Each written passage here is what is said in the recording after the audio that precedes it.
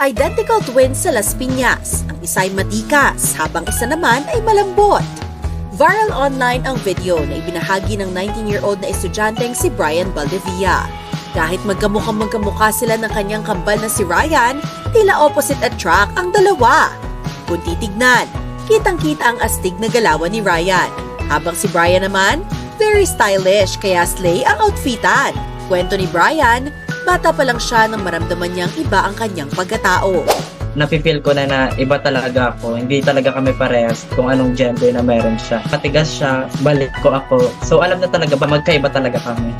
Gayunpaman, buo ang pagtanggap ng kanilang pamilya sa pagkatao ni Brian. Kahit magkaiba ng hilig at personalidad, nagkakasundo pa rin ng kambal. Ngunit sa kabila nito, hindi pa rin nakaiwas ang dalawa sa pangungutya ng mga tao.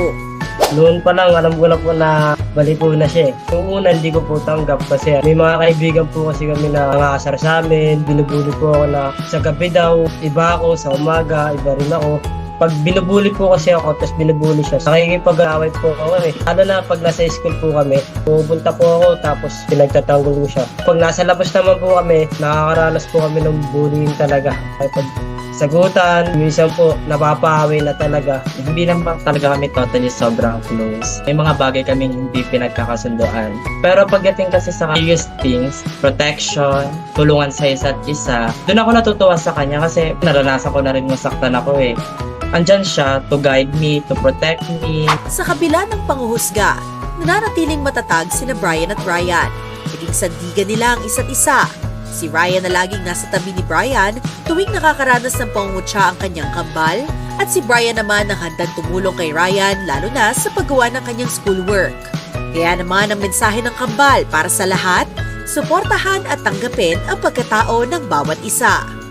Be confident, huwag mahihiyang ipakita kung sino ka. Be proud kasi at the end of the day, sarili mo yan. Huwag niyo po silang i-down. Puportahan niyo po sila kung anong gusto nila. Para sa akin po kasi blessing po kasi ni ganito ako. Nakapatid.